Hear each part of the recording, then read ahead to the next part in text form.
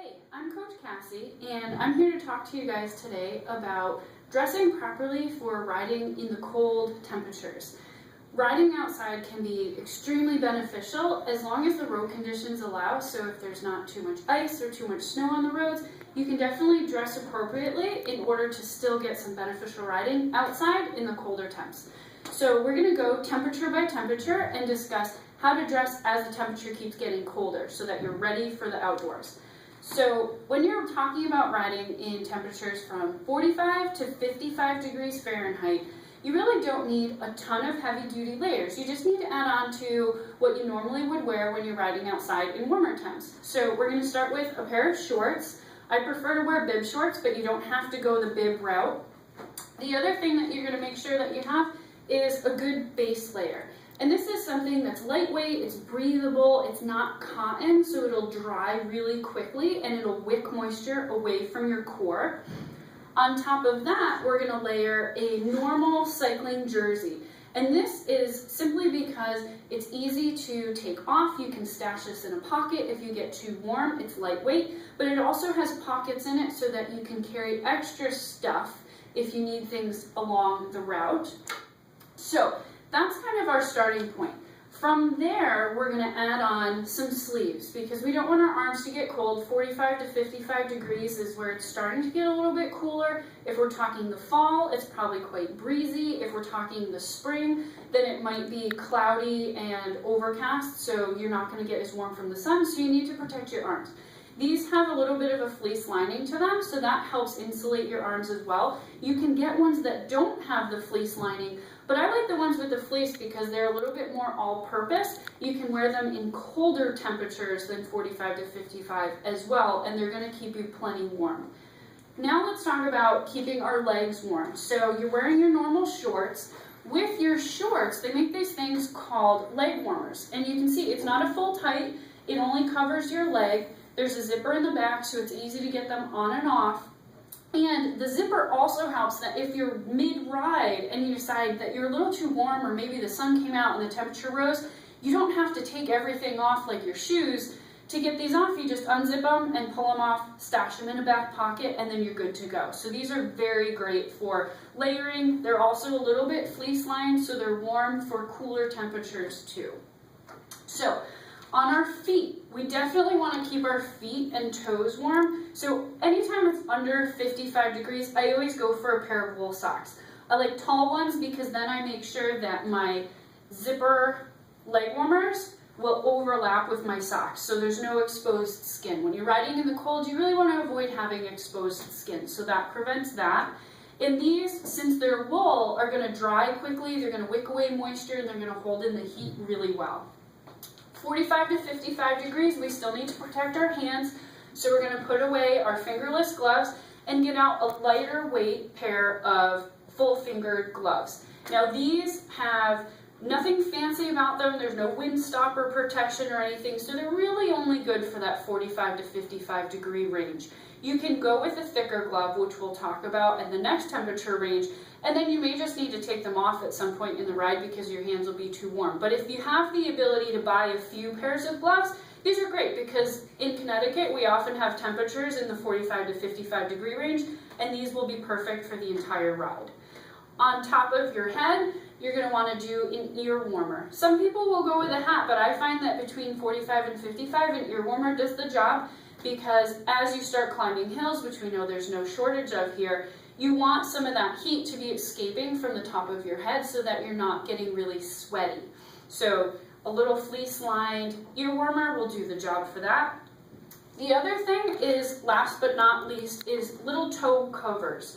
So these little covers go over the tips of your shoes, so you just slip them right on, and you can see there's a cutout on the bottom to fit your cleat.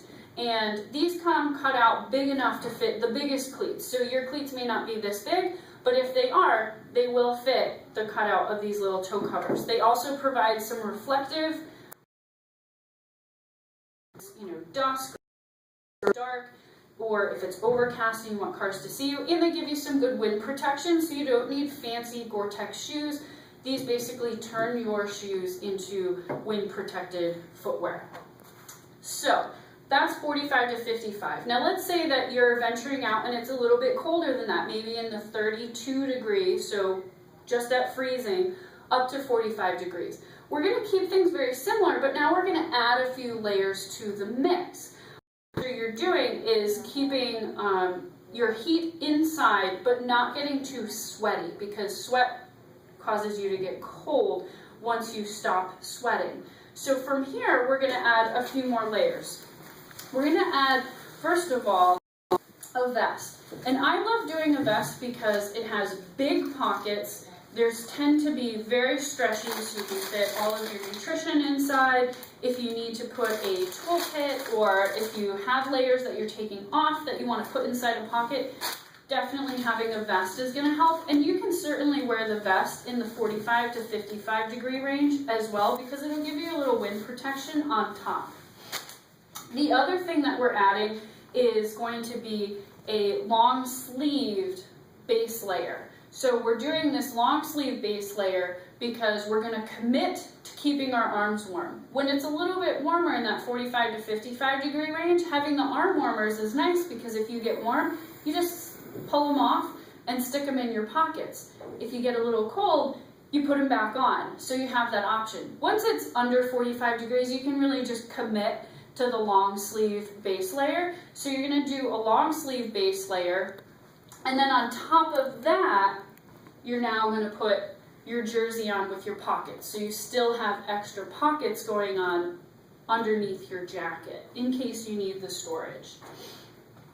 With your long sleeve base, you're doing a warmer jacket, and there are a million different jackets out there. I like something that is flexible, it's not very restrictive around the shoulders, and not necessarily something that is windproof, because you don't want to overheat. It's still above freezing, so 32 to 45. When you're in that temperature range and you're riding around here and you're still going up and down hills, you don't want to overheat. So if you're doing something that's super warm, that's wind stopper, that's not breathing and letting your heat escape, you could actually overheat, get sweaty, and then get cold in something that's too warm. So that's a tricky temperature range. So definitely practice with different layers. So you can always take a layer off, but you can't put another layer back on if you didn't bring it with you. So this is just a fleece-lined basic jacket, big pockets for storage if you need to carry a lot of gels with you, or if you, like I said, need to carry like a spare tube or a little pump or something. So we're adding our long sleeve base, our jacket, and making sure that we have that vest over top. The other thing that we're going to swap out when it's 32 to 45 is, instead of the leg warmers, you're going to commit to a full tight. So this is just going to keep you a little bit extra warm, because now you have a layer on top of your shorts. And these, just like your leg warmers, have zippers in the back. A lot of times they have some reflective piping on them so that you can be seen by the cars. This is just a little bit warmer than the leg warmers. On your head, when we're 32 to 45 degrees, we want to commit to doing a hat. So now you do want to make sure you're keeping some of that heat in on your head. It'll also help protect you from the wind that's coming through your helmet, because obviously you're still wearing your helmet in all of these temperatures. So you're going to do a hat. This is a fleece-lined one. There are a lot of options out there, but polar fleece works really well because it dries quickly if you are sweating. And this is nice because you can flip it inside out if it does get a little wet and you don't have a spare hat to carry with you. So you're going to wear a warmer hat. Glove is going to change a little bit when we go down in temperature. You have a couple of options. A lot of people like the lobster paws because it keeps two fingers together in each of these little lobster claw segments. They also have a little bit of a wind stopper, and these have some reflective piping on them, so they're going to keep your hands warm. I prefer a glove like this because it gives me a little bit more dexterity with my fingers for shifting and braking. But if you're not in a big hurry to be shifting like crazy, like you're not in a race, then these are just fine. Finally, on our feet, we're going to do a booty. So these are shoe covers, but a lot of people will call them a booty.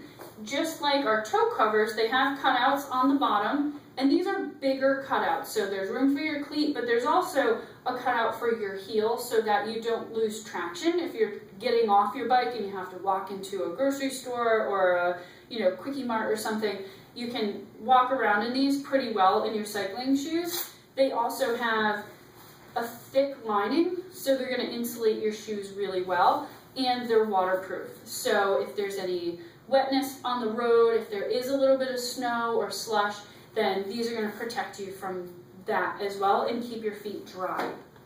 And then the last thing is doing a neck warmer. And some people will call this a gaiter, some people will just call it a neck warmer. If it includes a built-in hat, then that's called a balaclava. And if you already have a hat, you don't necessarily need to get a balaclava because this will work just fine with your hat. If you want to get one, then go ahead, they look pretty cool. And this is just to protect your neck and the lower part of your face, because when we're in that 32 to 45 degree range, you want to make sure that you're keeping the lower part of your neck and chin warm on top of doing some kind of chapstick or something to keep your lips protected. So if you are brave enough to venture below 32 degrees, so now we're talking 32 down to into the 20s and even below that, there's a couple extra things that you want to make sure you have. One of them is now definitely doing a wind stopper type of jacket. So a full sleeve jacket that's insulated. This has like a fleece lining, and the sleeves have wind protection in them as well. So what I'll do when I'm going out and it's super cold is I will take everything that I wore from the 32 to 45 degree range, and I will add on top of that a jacket. So we're still doing a base tank, we're still doing a jersey, we're doing our shorts, we're doing a light jacket, we're doing tights, we're doing a vest. You can put a long sleeve base under it if you've invested in that, and then you don't need arm warmers. And then you're doing a jacket on top. So staying warm is really the name of the game. You can always take something off if you get too hot. So keep that in mind. Don't worry about going out and being overheated, because I hear a lot of people say that. Just take a layer off and then stick it in a pocket. So the other changes are pretty simple. So our gloves are going to get a little warmer. These are Glacier gloves. They're made out of neoprene. These do not breathe very well, but they are extremely warm if you're going to be riding in super cold temperatures. My favorite option is actually doing a snowboarding mitten. So inside the mitten, I'll just wear a very thin cotton glove that is just basically to keep your sweat from saturating into the glove itself, so it creates a barrier between the sweat and the glove. And then inside the glove, you can do a hand warmer. Now these are actually toe warmers, and these are designed specifically to keep your toes warm in the super cold temperatures. So you're just opening up the packet, there's a little sticky back to them, you stick them right on the tops of your toes with your socks on. So you do wool socks, put on the toe warmer, put your foot in the shoe, and then put your shoe cover on, or your bootie. That's this guy.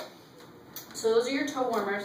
And then lastly, on top of your head, you really need a super warm hat. So something that preferably has some type of wind stopper to it so that your ears are protected from any cold breeze. With all of that in mind, it's a lot of clothing, and you can see that this would probably keep Class Cycles in business for a very long time if each of us had all of this clothing. So you can kind of pick and choose a few key things that will really help you keep your winter riding to a maximum without having to invest a ton of money up front. So the key things that I would recommend is basically our 32 to 45 degree range is the best place to start. Most people already have their shorts, they already have a jersey, and maybe you even already have like a base layer tank top. On top of that, you basically just want to get a jacket that you can layer underneath of. You don't have to get the super warm jacket. You can get a lighter weight jacket because you can always put stuff underneath it.